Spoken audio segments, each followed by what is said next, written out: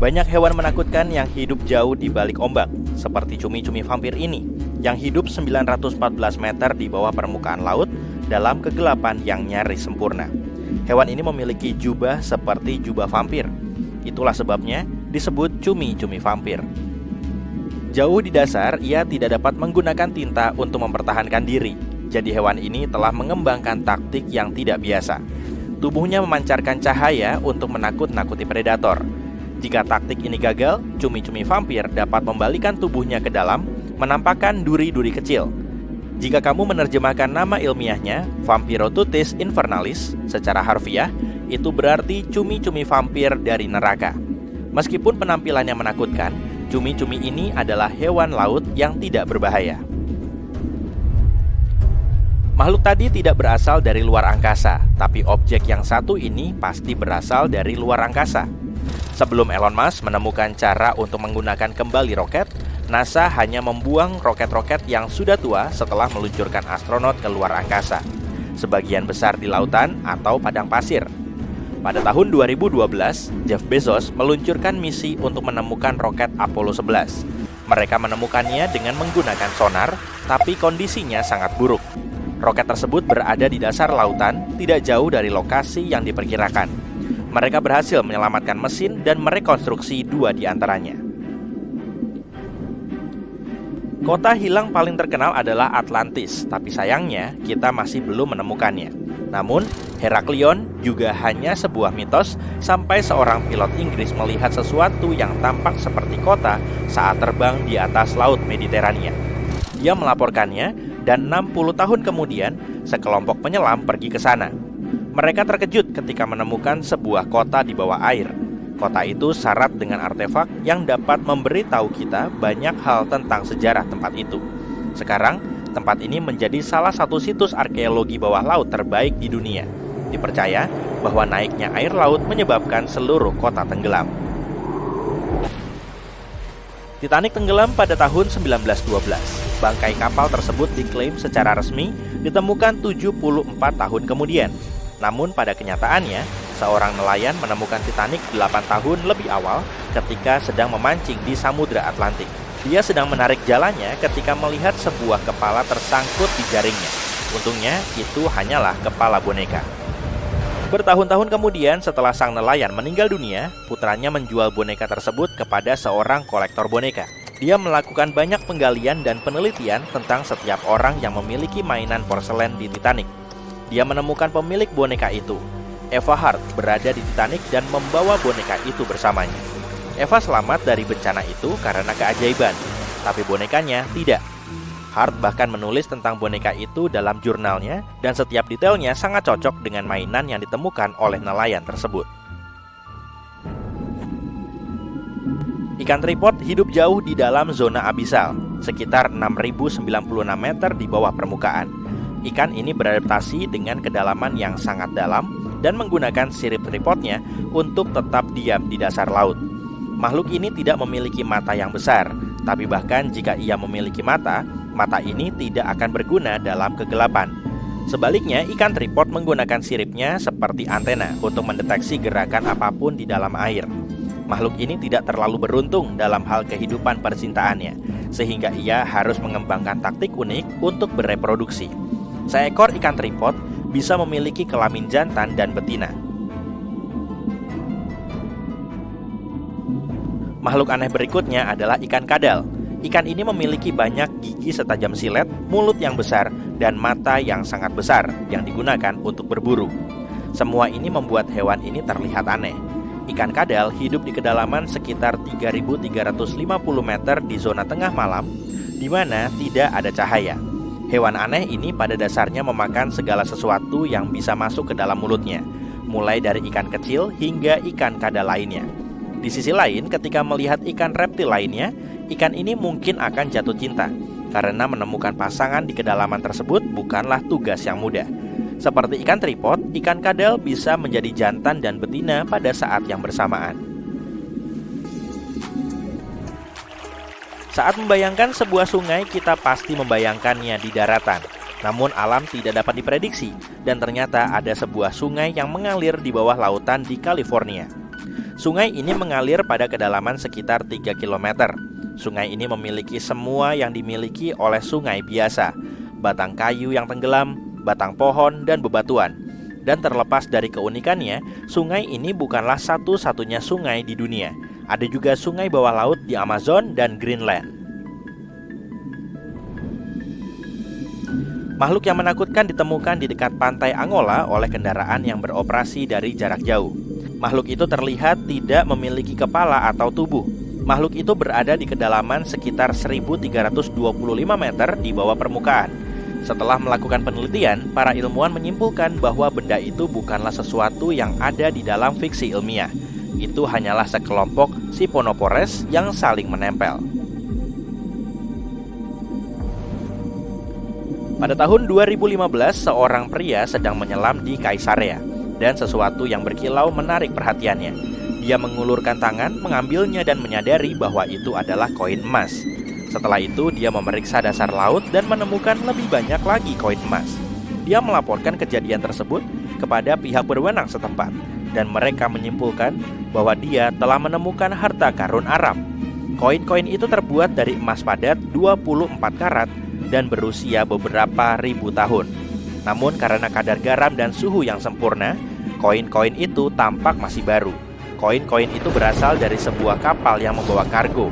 Kapal itu terjebak dalam badai dan sayangnya tenggelam. Salah satu hal teraneh yang pernah ditemukan ada di Laut Baltik. Ini adalah sebuah anomali yang terlihat seperti diciptakan oleh peradaban yang berbeda. Ditemukan oleh para peneliti Swedia, dan pada dasarnya mereka tidak tahu apa itu. Mereka harus meminta pendapat dari banyak ilmuwan lain. Jika kamu melihat formasi ini dari atas, panjangnya 61 meter dan terlihat persis seperti pesawat luar angkasa yang jatuh. Sulit dipercaya bahwa ini adalah formasi alami, tapi jangan khawatir. Formasi ini benar-benar terbentuk secara alami karena Laut Baltik telah mengalami banyak erosi sepanjang sejarah. Kemungkinan besar, formasi aneh tersebut adalah hasil dari proses ini. Sekelompok penyelam di Madagaskar terkejut ketika mereka menemukan pisau sepanjang 2,13 meter di dasar laut.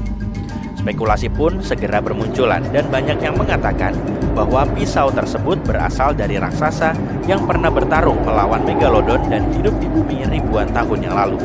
Itu bisa menjadi cerita yang bagus, tapi kemungkinan besar pisau itu adalah properti film yang hilang di laut.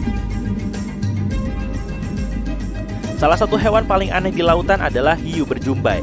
Ikan ini diyakini sebagai alasan dari semua cerita ular laut yang ditulis oleh para penjelajah laut di masa lalu. Hewan ini hidup cukup dalam di lautan, tapi terkadang mereka dapat terlihat di perairan dangkal. Itu sangat langka, tapi mungkin saja terjadi. Hiu berjumbai memiliki mulut besar dengan sekitar 300 gigi. Hiu ini juga memiliki tubuh panjang yang terlihat seperti kadal dan merupakan spesies hiu yang benar-benar unik. Mangsanya bisa berukuran setengah dari ukuran tubuhnya karena perut hiu ini seperti perut ular dan dapat menelan ikan atau krustasea yang sangat besar. Menemukan beberapa ekor cacing di kebun bukanlah masalah besar, tapi setelah melihat cacing sepanjang 8 meter di lautan, kamu pasti akan membuat pakaian selammu makin basah. Cacing ini sangat langka dan sama sekali tidak berbahaya bagi manusia. Cacing ini sebenarnya bukan cacing raksasa. Ini adalah sekelompok zooids yang saling menempel dalam formasi berbentuk cacing. Mereka biasanya hanya memakan plankton, bakteri, dan makhluk kecil lainnya yang bisa ditemukan di lautan. Mungkin hal paling menakutkan di lautan yang 100% nyata adalah Magna Pinna. Hewan ini bisa ditemukan di kedalaman 6096 meter di bawah permukaan laut. Monster ini terlihat seperti Slenderman bawah air, tapi ia hanyalah seekor cumi-cumi dengan tentakel yang sangat panjang yang bisa mencapai ukuran 2,43 meter. Makhluk ini hanya pernah terlihat beberapa kali, dan pada dasarnya sejauh ini kita tidak tahu banyak tentang makhluk ini. Ini ikan biasa, dan inilah ikan yang seharusnya menjadi manusia. Tapi ternyata tidak, dan bukan karena ikan ini tidak keluar dari lautan, ikan kedua memiliki mata yang lebih cerdas, tapi hampir tidak ada perbedaan di antara keduanya. Dan itulah sebabnya, Dan apa kamu lihat siluet dalam kegelapan itu? Monster besar yang buruk rupa ini adalah salah satu karakter utama dalam cerita ini dan dia membenci ikan yang cerdas. Tapi aku akan menceritakannya nanti. Jadi dunia lautan adalah perjuangan abadi untuk bertahan hidup yang besar dan kuat memakan yang lebih kecil dan lebih lemah. 400 juta tahun yang lalu, hal yang sama juga terjadi, hanya saja dalam skala yang lebih besar. Monster-monster yang nyata menghuni lautan, ikan reptil raksasa memakan kelabang laut yang panjang. Beberapa ikan ditutupi dengan cangkang bertulang, yang lainnya memiliki gigi setajam silet. Akibatnya beberapa ikan yang lebih lemah melarikan diri dari lautan untuk bertahan hidup. Makhluk-makhluk lain meninggalkan lautan untuk mendapatkan makanan atau karena penasaran. Jadi menurut teori evolusi, dalam jutaan tahun berikutnya, ikan-ikan ini mulai menumbuhkan anggota tubuh dan rambut serta memanjat pohon. Dan kamu tahu apa yang terjadi selanjutnya? Sekarang yuk kita bayangkan tidak ada yang memaksa ikan untuk pergi ke daratan. Gimana jika lautan tidak begitu berbahaya dan ada banyak ganggang dan fitoplankton serta lebih sedikit hiu purba dan hiu raksasa? Ada makanan dan tidak ada musuh. Kenapa ikan harus meninggalkan tempat ini dan menghabiskan beberapa ratus juta tahun untuk menumbuhkan anggota tubuhnya? Ikan bisa bersantai dan nongkrong di dalam air. Ada juga yang mencapai permukaan, tapi mereka tidak suka di sana. Angin kencang, kilatan petir, semuanya tampak tidak bersahabat. Jutaan tahun berlalu dan ikan masih ada. Penghuni laut yang lebih berbahaya muncul. Tapi ikan hanya menumbuhkan sirip yang lebih panjang untuk berenang lebih cepat. Ikan-ikan lain menumbuhkan lempengan di ekornya untuk menangkis musuh, tapi secara umum, sebagian besar ikan masih terlihat sama seperti jutaan tahun yang lalu. Otak ikan mulai berkembang, ikan-ikan belajar bagaimana berkomunikasi satu sama lain menggunakan ekolokasi dan gerakan ekor dan sirip. Sepanjang hari, ikan berenang, mencari makanan, berkembang biak, dan berkumpul bersama tidak masuk akal jika mereka berevolusi. Dan sekarang kita lihat sejarah manusia. Jadi ikan datang ke daratan dan menumbuhkan anggota tubuh. Kemudian perjuangan untuk bertahan hidup dimulai. Beberapa makhluk menjadi karnivora, yang lain berubah menjadi herbivora. Beberapa memakan rumput dan yang lainnya melihat buah yang matang di pohon. Makhluk-makhluk yang merayap ini mulai meraih buah. Setelah jutaan tahun melakukan upaya tersebut, anggota tubuh makhluk-makhluk itu mulai tumbuh lebih panjang.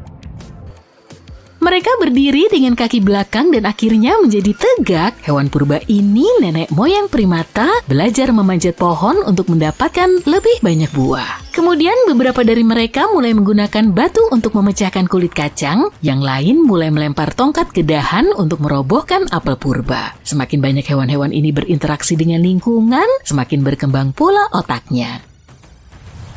Selain harimau bertaring tajam dan monster purba lainnya yang mencoba memakan primata, ada juga kondisi cuaca buruk yang menyebabkan banyak masalah. Kera purba mulai bersembunyi di gua-gua dan bahkan membuat tempat berlindung dari ranting dan dedaunan.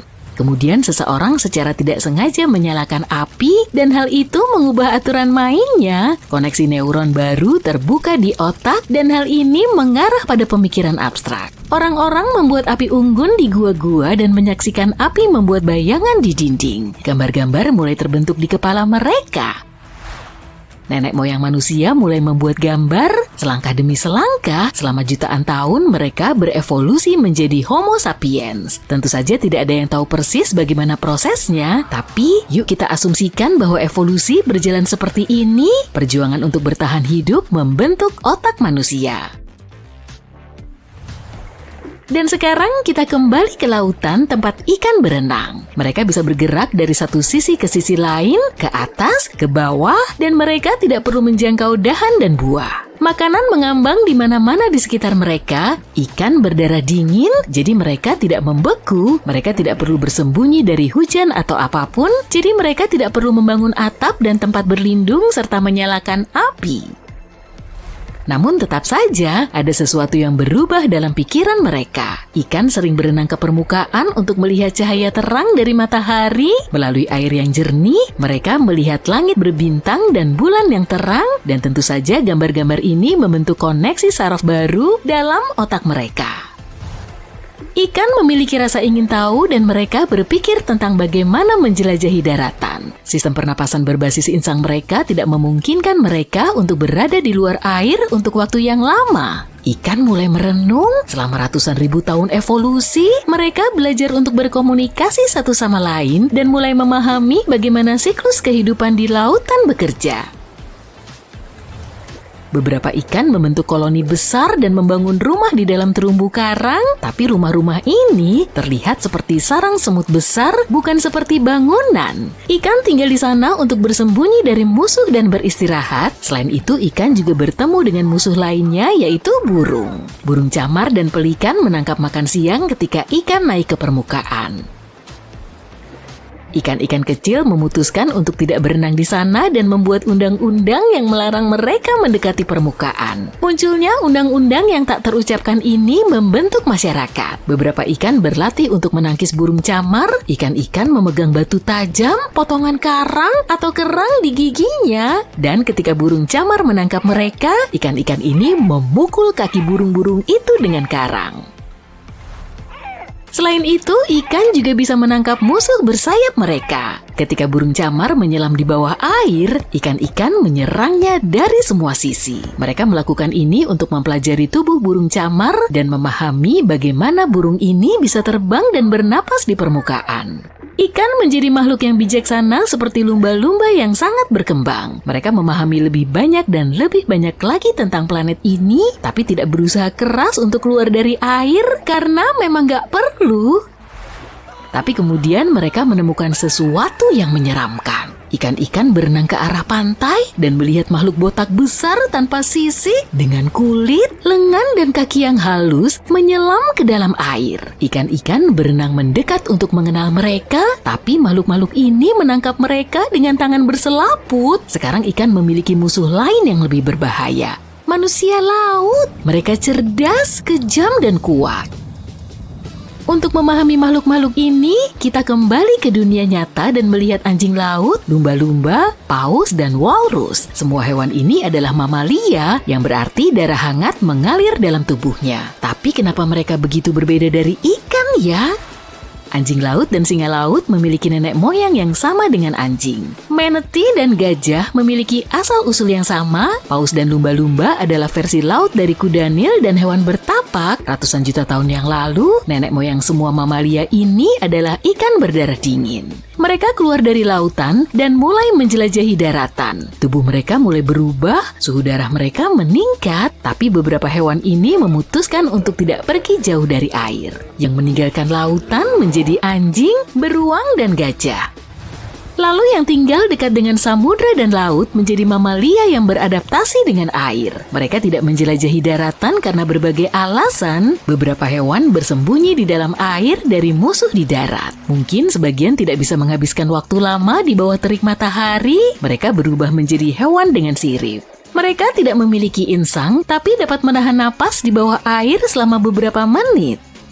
Dan sekarang bayangin jika primata yang tinggal di pohon pindah ke pantai, kulit mereka akan kehilangan bulunya, selaput akan tumbuh di jari-jari mereka, dan seluruh tubuh mereka akan ditutupi dengan lapisan lemak yang tebal. Mereka akan mengembangkan kecerdasan dan menjadi manusia laut. Masing-masing dari mereka akan memiliki berat badan sebesar beruang kutub karena lemak subkutan. Faktanya adalah bahwa semua mamalia laut membutuhkan banyak lemak untuk melindungi tubuh mereka dari hawa dingin. Lemak dalam jumlah besar membuat mereka bisa bergerak cepat di dalam air. Kini ikan-ikan yang cerdas dan damai harus bertarung dengan manusia laut yang kejam. Tapi siapa yang akan menang dalam konflik ini? Sepertinya kita butuh video lain untuk mengetahuinya. Dalam 30 tahun terakhir, para ilmuwan telah membuat penemuan luar biasa tentang makhluk baru yang hidup jauh di bawah permukaan laut. Dan nama makhluk itu adalah Spons harpa. Kalau kamu penasaran kenapa hewan ini baru sekarang ditemukan, aku mungkin punya jawabannya. Makhluk ini biasanya berada di kedalaman sekitar 3.400 meter di bawah permukaan laut. Spesies Spons ini pertama kali ditemukan di lepas pantai California berkat robot yang cukup kuat untuk menjelajahi kedalaman lautan tadi. Ini adalah area di bumi di mana makhluk yang tampak paling jinak pun bisa berpotensi berbahaya. Tapi para ilmuwan pun terkejut saat mengetahui makhluk ini lebih dari sekedar spons. Meski mungkin sudah jelas, spons harpa mendapatkan namanya karena struktur dasarnya yang disebut ram punya bentuk yang sama dengan harpa. Tiap ram ini terdiri dari cabang horizontal yang menopang cabang vertikal paralel. Tapi jangan sampai penampilan harpa yang aneh dan lucu atau namanya yang imut ini menipumu. Yap, spons harpa adalah pemburu laut dalam. Dia punya kemampuan unik untuk menangkap hewan kecil menggunakan rizoidnya, serat pendek dan tipis. Dengan rizoid ini, spons harpa menempel ke dasar lumpur yang lembut dan menangkap makhluk kecil yang tersapu arus laut dalam ke cabangnya. Makhluk spons lain biasanya makan dengan menarik bakteri dan potongan bahan organik dari air laut dan menyaringnya melalui tubuh mereka. Tapi spons harpa kita tidak. Sebaliknya, dia mencaplok calon makanannya dengan kait berduri sangat kecil yang menutupi tiap cabang spons harpa. Spons harpa lebih suka krustasea kecil, seperti kepiting, udang karang, dan udang biasa. Saat spons harpa mendapatkan salah satunya di cengkeramannya, dia membungkus hewan itu dalam selaput tipis sebelum perlahan mencernanya. Jadi, bro, siapa yang makan kamu? Oh, si harpa, kasihan. Peneliti meyakini spons harpa menggunakan metode makan ini karena tak ada banyak nutrisi di bawah sana. Ini membuat cara makan seperti hewan penyaring tradisional kurang efektif. Penelitian menunjukkan makhluk itu masih dalam proses evolusi. Spons harpa mula-mula yang ditemukan peneliti cuma punya 2 ram. Namun belakangan, para ilmuwan menemukan spons harpa lain yang punya 6 ram. Spons harpa mungkin telah mengembangkan struktur mirip tempat lilin yang rumit ini untuk menambah luas permukaannya. Secara umum, spons harpa biasanya tumbuh hingga 30 cm. Namun, para peneliti telah melihat yang panjangnya 60 cm. Spons harpa bukan cuma unik, tapi juga indah. Lihat bola putih kecil di atas dahannya? Nah, gimana kalau kita melihat makhluk lain yang hidup di bawah zona fotik samudra bumi? Zona fotik berarti area di bawah permukaan laut yang masih menerima sinar matahari. Oleh karenanya, ada banyak makhluk dan organisme berbeda yang hidup di sana. Hewan apapun yang hidup di luar area ini memenuhi syarat sebagai makhluk laut dalam. Cacing Tomopteris adalah cacing bersegmen yang bisa kamu temukan di zona senja, yaitu area yang terletak antara 200 sampai 1000 meter di bawah permukaan laut. Panjang makhluk ini biasanya tak lebih dari 2,5 cm. Tapi yang terbesar bisa tumbuh hingga 30 cm. Sambil berenang dan makan, cacing ini melakukan apa yang peneliti gambarkan sebagai tarian halus yang menakjubkan. Alasannya, makhluk ini bisa berenang dengan sangat cepat dan bermanuver pada sudut sempit dengan mudah. Saat mendengar kata cacing, kebanyakan orang mungkin memikirkan cacing tanah. Jadi, menarik untuk mengetahui bahwa ada cacing laut dalam di luar sana yang tak pernah meninggalkan air sepanjang hidupnya. Kebanyakan dari kita pasti mencoba menghindari ubur-ubur yang beristirahat di atas pasir atau berenang di atas ombak laut. Tapi lain hal dengan Crossota jelly. Dia juga makhluk laut dalam. Sebagian besar ubur-ubur cantik ini berwarna merah rubi, jingga terang, atau ungu elektrik. Itulah yang membantu para peneliti menyadari bahwa mereka telah menemukan spesies ubur-ubur baru. Ukuran maksimal makhluk ini adalah 2,5 cm. Dia punya tentakel yang terbentang ke segala arah.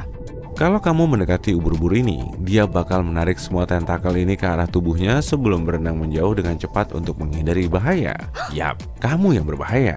Crossota sangat langka, kamu nggak bakal sering melihatnya. Kamu mungkin perlu meminjam robot penyelam yang kubahas sebelumnya. Kalau cacing dan ubur-ubur mungkin kelihatan tak berbahaya. Beda cerita dengan Viperfish Pacific. Makhluk ini dilengkapi mulut yang terlihat besar, kayak aku. Dan gigi seperti jarum di dalamnya adalah kunci dari strategi berburunya. Viperfish Pacific hidup sekitar 1.500 meter di bawah permukaan laut. Tapi mereka termasuk di antara banyak hewan laut yang bermigrasi tiap malam dari kedalaman samudera ke perairan lebih dangkal untuk makan. Apa menu makan malam hari ini? Banyak ikan dan udang kecil. Makhluk ini bisa tumbuh hingga 30 cm. Kedua taring depannya yang menonjol dari rahang bawah ke matanya sendiri amat sangat dramatis. Saat dia membuka rahangnya, mulutnya bisa terbuka cukup lebar untuk menelan hewan kecil. Dan giginya membentuk sangkar untuk mencegah mereka kabur. Apa kamu pernah melihat makhluk bawah air yang mirip stroberi? Percaya deh, ada loh. Lihat saja titik-titik di cumi-cumi stroberi ini. Makhluk ini punya mata besar dan mata kecil. Kamu mungkin mengira mata unik ini bakal aneh dan gak nyaman, tapi justru sebaliknya. Mata kiri besarnya melihat ke atas. Itu melihat bayangan hewan lain di perairan remang-remang di atas. Bentuk tubular matanya membantu mengumpulkan cahaya sebanyak mungkin. Di sisi lain kepala cumi-cumi ini, kamu bisa melihat mata kanannya. Bentuknya kecil dan menghadap ke bawah. Mata ini mencari kilasan bioluminesensi yang dihasilkan oleh hewan di perairan yang lebih gelap di bawah.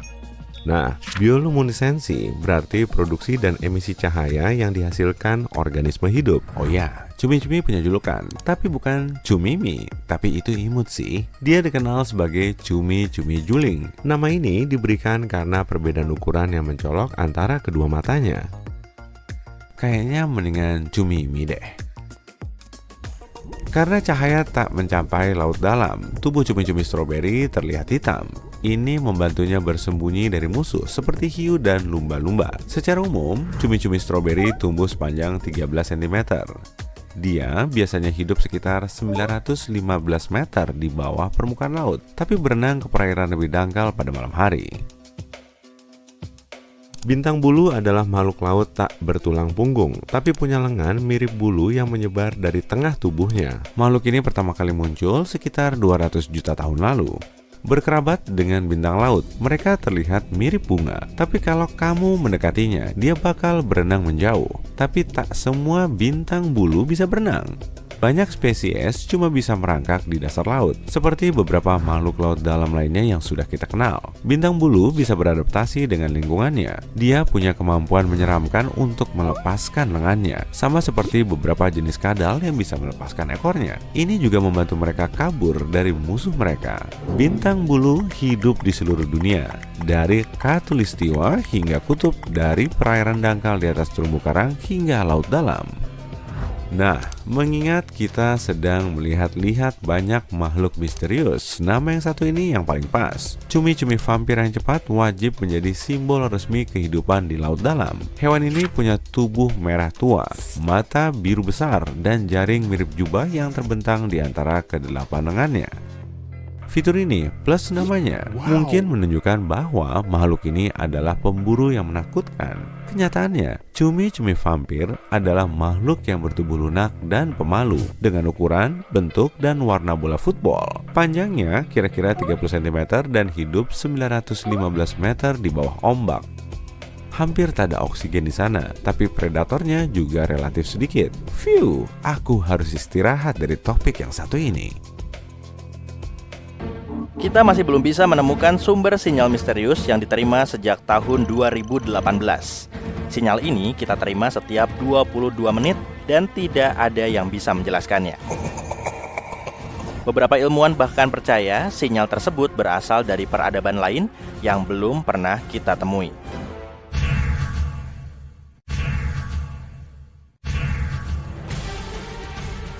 Sinyal radio asing ini tidak ditemukan oleh ilmuwan yang sedang menjalankan misi serius, melainkan oleh seorang mahasiswa yang sedang mengerjakan tugas kuliah. Tyrone O'Doherty, mahasiswa di Curtin University di Australia, menyeleksi data lama dari langit selatan. Dia sedang mencari sinyal radio yang berdenyut aneh. Dia akhirnya menemukan satu sinyal dari tahun 2018 yang tampak menembakkan gelombang radio ke arah bumi. Dengan penuh semangat, Tyrone membagikan temuannya kepada mentornya, astronom radio Natasha Hurley Walker. Dia langsung meneliti sinyal ini, berharap menemukan sesuatu. Namun meskipun telah memeriksa berbagai data frekuensi, mereka menemui jalan buntu. Namun kemudian Natasha melihat sebuah pola. Sinyal tersebut berulang setiap 18 menit. Ini penemuan besar. Namun ketika mereka bersiap untuk mempelajarinya lebih lanjut, pof! Sinyal itu lenyap setelah hanya 3 bulan meninggalkan mereka tanpa hasil. Tidak menyerah, Natasha dan timnya mengamati langit lagi, berusaha mencari petunjuk. Berbulan-bulan berlalu, tapi tidak ada hasil. Mereka sudah siap untuk menyerah, tapi tiba-tiba sebuah sinyal baru muncul. Yang satu ini terus berdenyut selama 5 menit, lalu menghilang, dan kemudian muncul kembali tepat 22 menit kemudian. Pertanyaan utamanya adalah, apakah sinyal itu terkait dengan sinyal yang berkedip setiap 18 menit? Untuk mengetahuinya, Natasha memeriksa kembali data radio lama dari wilayah itu. Saat menggali lebih dalam, mereka menyadari bahwa sinyal-sinyal tersebut bukanlah sesuatu yang baru, melainkan telah memancar ke arah bumi selama 35 tahun. Pada tahun 1988, teleskop-teleskop India dan Amerika pernah menangkap sinyal-sinyal itu, tapi tertimbun di antara begitu banyak data lainnya. Ini berita besar bagi para penjelajah antariksa, karena berarti kini mereka bisa menghitung seberapa jauh objek misterius ini. Setelah melakukan perhitungan, mereka menemukan bahwa jaraknya sangat jauh, bahkan dalam skala antariksa, yaitu 15.000 tahun cahaya dari bumi. Satu-satunya yang tersisa untuk diungkap adalah apa sebenarnya objek ini.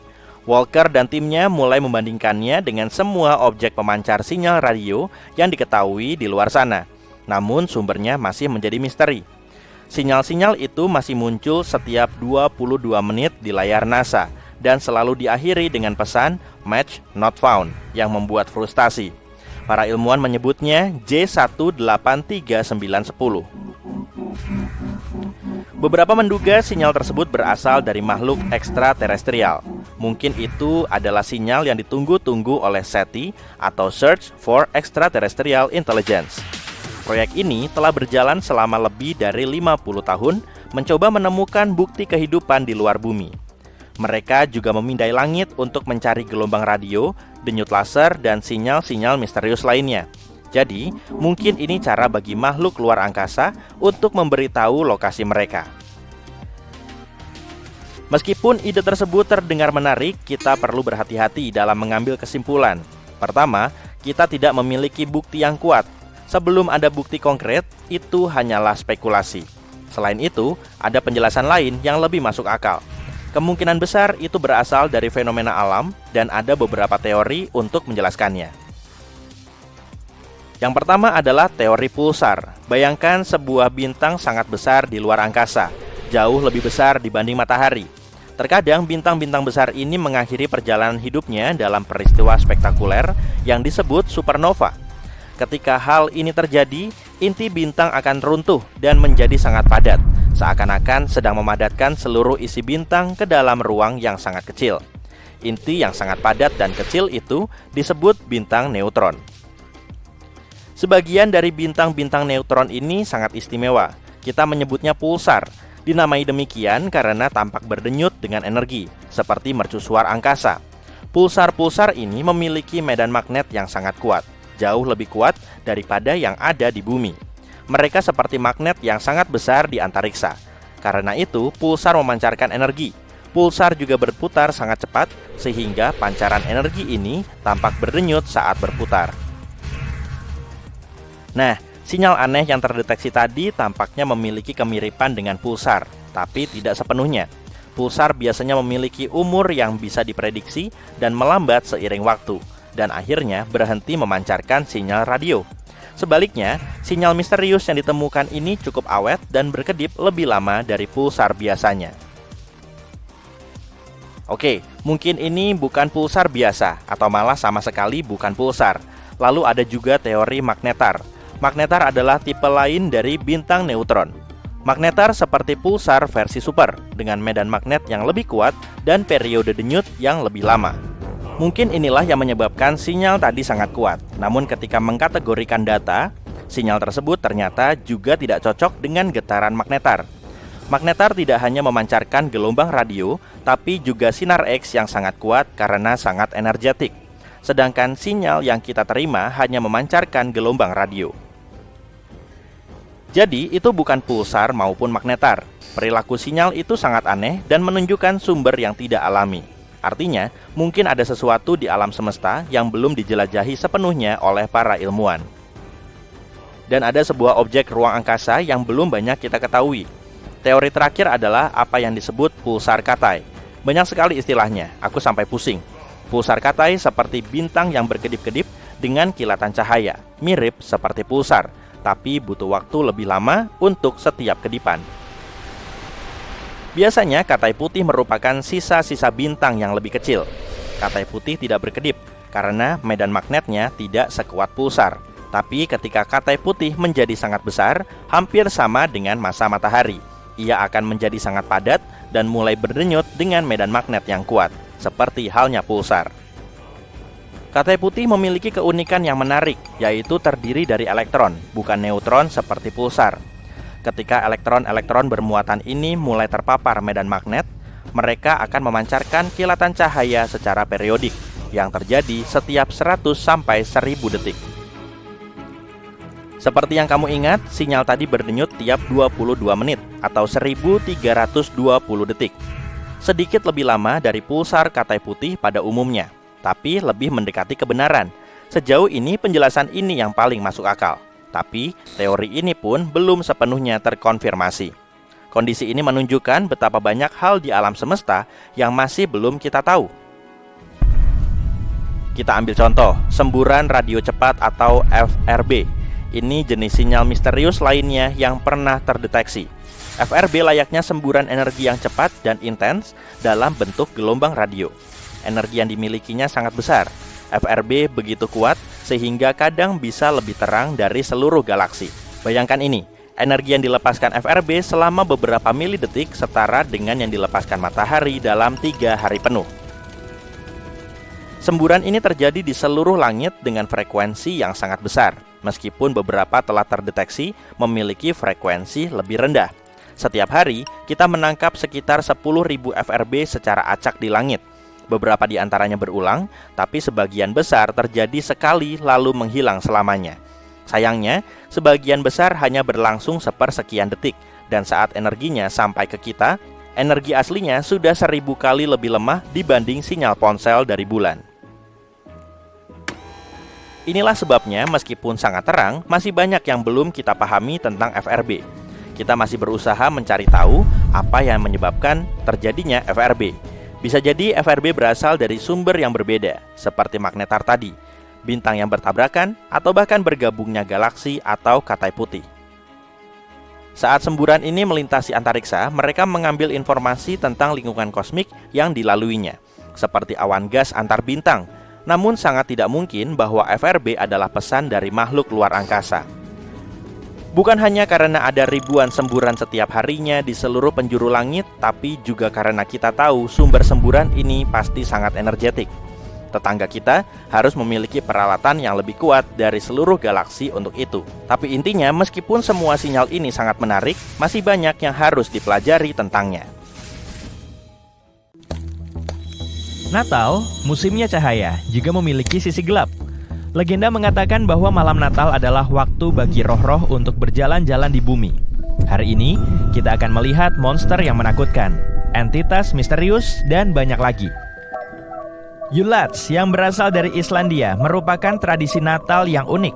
Berbeda dengan 7 kurcaci putri salju yang menawan, 13 troll yang menyerupai gnom ini membawa sentuhan keunikan pada musim liburan.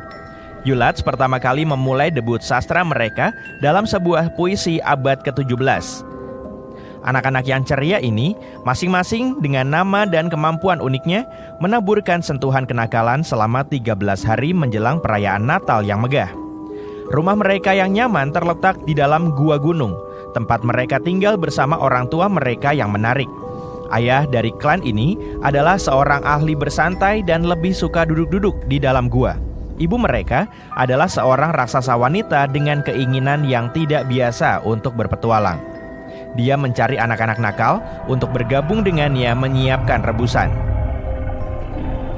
Di kalangan anak-anak troll itu, Spoonlicker misalnya, dikenal karena kebiasaannya membersihkan peralatan makan dengan lidahnya. Sementara itu, Doorslammer senang sekali membanting pintu, mungkin mengingatkanmu pada remaja yang sedang marah. Adapun Sausage Sweeper menunjukkan ada pada namanya. Dan jangan lupakan teman kucing keluarga ini yang juga dikenal sebagai Yule. Teman berbulu ini adalah seekor kucing hitam raksasa. Ia selalu waspada terhadap orang-orang. Jika ia melihat anak-anak tanpa pakaian baru, si anak akan celaka. Wow, itu kasar sekali. Nisea adalah jenis makhluk yang akan membuatmu merinding. Makhluk ini adalah sosok mungil berjanggut yang mengenakan topi merah berbentuk kerucut yang menyeramkan. Makhluk jahat ini senang berada di sekitar peternakan. Kehadiran mereka meresahkan karena mereka mengaku menawarkan bantuan untuk melakukan pekerjaan sehari-hari. Namun berhati-hatilah karena permintaan mereka jauh dari kata biasa. Sebagai imbalan atas bantuan mereka yang menakutkan, mereka menginginkan persembahan yang menimbulkan rasa takut. Kalau kamu berani menolak permintaan jahat mereka, mereka akan melepaskan kekuasaan jahat kepadamu. Ada sebuah kisah seram yang dikenal dengan judul Ketika Tidak Ada Mentega di Bubur Natal Nisse. Ya, itu judul sebenarnya. Ceritanya tentang seorang gadis yang berani mengutak-atik pesta Nisse. Dia meletakkan mentega di dasar mangkuk bubur dan itu mengundang murka Nisse. Konsekuensi mengerikannya, dia menghabisi sapi kesayangan di peternakan dengan kekuatannya. Menghabisi, ya. Dalam cerita rakyat Skandinavia, banyak orang mengenal makhluk ini sebagai Tomten. Mary Lloyd ada untuk membuatmu kabur menyelamatkan diri. Ini adalah malam tahun baru dan kamu adalah seorang pemuda Wales. Tiba-tiba kamu mendengar ketukan misterius di pintu. Saat kamu mengayunkan pintu untuk membukanya, kamu akan melihat pemandangan yang membuat bulu kuduk berdiri. Sosok tinggi dan menyeramkan yang mengenakan jubah panjang tergerai dengan tengkorak kuda di kepalanya. Sosok itu ditemani oleh sekelompok orang yang meneriakkan sesuatu dengan cara yang menakutkan. Untuk membuatnya semakin menakutkan, tengkorak kuda tersebut memiliki bola mata palsu di lubang matanya dan mulutnya sedikit terbuka. Seluruh pemandangan ini membuatmu sangat takut sehingga kamu bahkan tidak bisa bergerak. Bukan pemandangan manis yang kamu inginkan. Lalu ada Karakon Kolos yang berasal dari Turki dan Bulgaria. Bayangkan versi yang lebih menyeramkan dari Bigfoot yang misterius itu. Karakon Kolos mengintai di sudut-sudut jalan, memberikan teka-teki kepada orang yang lewat. Jawablah dengan benar, dan kamu bisa lolos tanpa cedera. Namun, jika gagal, kamu berisiko terjerumus ke dalam tidur yang sangat dingin, bahkan lebih dingin daripada malam musim dingin. Di belahan dunia lain, Karakon Kolos bermain-main dengan tipu muslihat. Seringkali menyamar sebagai suara yang dikenal, menipu korban yang tidak menaruh curiga untuk keluar. Hantu menakutkan ini konon berasal dari Kali Kanzaros Yunani dan pengaruhnya yang menyeramkan bergema di seluruh negeri. Jadi, Kali Kanzari di Yunani adalah sejenis goblin. Hampir sepanjang tahun mereka tinggal di bawah tanah, diam-diam merencanakan kiamat dunia. Namun ketika Advent tiba, mereka muncul ke dunia manusia dengan niat jahat, menabur kerusakan dan kejahatan. Makhluk-makhluk ini sering digambarkan sebagai makhluk gelap berbulu yang dihiasi gading dan tanduk. Mereka berjenis kelamin jantan dan memiliki bentuk yang aneh. Perkenalkan Frau Perta, karakter yang berasal dari Jerman dan Austria. Dia mungkin menggunakan nama yang berbeda seperti La Befana dalam bahasa Italia atau Babushka dalam bahasa Rusia. Tapi modus operandinya tetap konsisten. Selama 12 hari yang menyenangkan di hari Natal, dia berubah menjadi Dewi Alpen yang manis dan cantik, atau bisa juga menjadi wanita tua jahat dan keriput, tergantung suasana hatinya saat itu. Dia memang mudian banget. Kalau kamu membuatnya senang, kamu mungkin akan melihat penampilannya yang awet muda. Namun kalau kamu bertemu makhluk ini saat dia kesal, dia biasanya senang bertindak sesukanya. Frau Perta adalah sisa-sisa paganisme Alpen pada awal abad pertengahan. Hal ini sangat terkait dengan Bertentak yang juga dikenal sebagai perayaan pencerahan atau Feast of Epiphany yang terjadi pada malam ke-12 setelah Natal, yaitu pada tanggal 6 Januari. Adapun namanya Perta berarti si cantik. Yap, julukan yang tepat. Penampilannya lengkap dengan pisau yang disembunyikan di balik roknya. Hati-hati saat duduk ya. Yang berikutnya adalah Krampus. Namanya berasal dari istilah Jerman Krampen yang berarti cakar. Ini adalah makhluk yang berasal dari sudut pegunungan Alpen timur Eropa. Legenda mengatakan bahwa Krampus bertugas untuk mengingatkan anak-anak nakal akan pentingnya berperilaku baik pada malam hari tanggal 5 Desember. Metodenya sangat imajinatif dan tak sekedar mengobrol dengan anak-anak. Sementara itu, rekannya yang baik hati dalam suasana keceriaan liburan, Santo Nicholas atau Sinterklaas, memberi penghargaan kepada anak-anak yang berperilaku baik keesokan harinya saat pesta Sinterklaas yang penuh sukacita. Tradisi ini berakar dari abad ke-6. Saat ini banyak kota di Eropa yang dengan antusias menyelenggarakan Krampuslauf atau lomba lari Krampus. Orang-orang berdandan seperti dia di festival-festival. Dan bagi mereka yang gemar mengirimkan ucapan selamat liburan yang unik, bisa memilih untuk kirim kartu aja. Dalam legenda Alsatian ada kisah tentang Hans Trapp. Bukan dari keluarga von Trapp. Hans adalah tokoh lokal yang dikenal karena keserakahannya yang ekstrim dan tidak memiliki prinsip moral. Dia menggunakan ilmu sihir dan membuat perjanjian dengan kekuatan jahat untuk mengejar kekayaan. Dia menghadapi kejatuhan yang dramatis. Dia kehilangan harta dan kedudukannya di masyarakat. Untuk menghindari deteksi, dia menyamar sebagai orang-orangan sawah dan berkeliaran di pedesaan. Suatu saat, dia terpaku pada gagasan untuk merasakan daging manusia. Ya ampun, Tuhan menyadari bahwa keadaan itu telah menjadi tidak terkendali dan menghantam Hans Trapp dengan sambaran petir. Dia menemui ajalnya, namun ada beberapa catatan tentang kembalinya dia pada hari Natal. Belsnickel adalah tokoh dalam cerita rakyat Jerman. Ia dikenal karena perannya yang unik dalam membimbing anak-anak menuju perilaku yang lebih baik. Tapi tampilannya sangat kontras dengan sosok Sinterklas yang periang. Istilah Belsnickel dapat ditelusuri kembali ke perpaduan antara Bels, istilah Jerman kuno yang berarti bulu, dan Nickel sebagai penghormatan kepada Santo Nikolas. Belsnickel dikenal karena kunjungannya ke anak-anak, di mana ia mengajak mereka bercakap-cakap dengan ramah dan mengajukan pertanyaan-pertanyaan yang menyenangkan. Berdasarkan respons mereka, ia dapat memilih untuk menghadiahi mereka dengan hadiah atau menerapkan bentuk disiplin yang seringkali melibatkan tongkat kayu. Asal-usul Belsnickel dapat ditelusuri kembali ke abad pertengahan. Terakhir ada Grilla. Dia adalah raksasa wanita yang dapat merasakan anak-anak yang berperilaku buruk sepanjang tahun.